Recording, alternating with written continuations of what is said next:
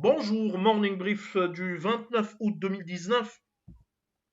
Alors le marché action marocain corrige après une série de 4 séances haussières consécutives et le MASI perd 0,31% ramenant ici ou réduisant ainsi ses gains annuels à plus 3,48% avec du volume plus de 141 millions de dirhams sur le marché central dont 114 millions de dirhams sur Cozumar, CH plus de 10 millions de dirhams échangés et Tissalet El Maghreb un volume traité de plus de 3 761 000 dirhams.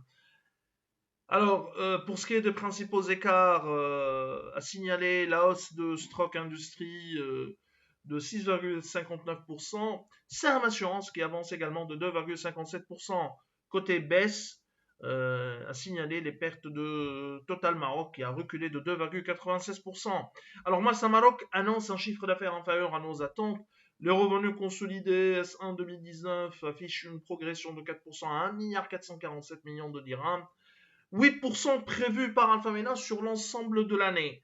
Les chiffres S1 2019 ont été également impactés par la variation du périmètre de consolidation suite à l'entrée des partenaires Eurogate International GmbH et Conchip Italia SPA dont le capital de MinTT à hauteur de 50% moins une action. C'est un impact marginal hein, euh, sur le premier semestre. Le trafic global a progressé de 3%, 19,1 millions de tonnes, dont 7% pour le trafic containerisé et 2% seulement pour le trafic vrac et divers. Dette financière nette calculée par Massa Maroc se monte à moins 556 millions de dirhams, donc c'est plutôt une position de cash net contre 44 millions de dirhams de dette nette, dans ce cas au 36 2018. Alors, autre société qui a également annoncé ses revenus semestriels, c'est CMT, avec une baisse des métaux, la baisse des métaux de base, moins 20% pour le plomb et moins 16% pour le zinc, qui a pesé sur les revenus de CMT durant ce premier semestre 2019. Cependant, la baisse des prix a été en partie annulée par la hausse de production des concentrés, plus 3% selon CMT.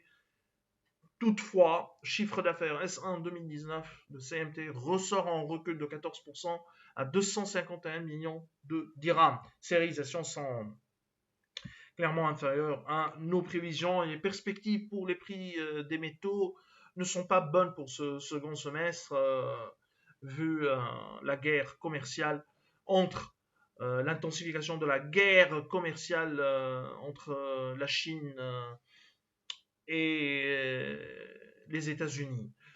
Alors nous vous remercions pour votre attention et on vous souhaite une bonne journée. Au revoir, à demain.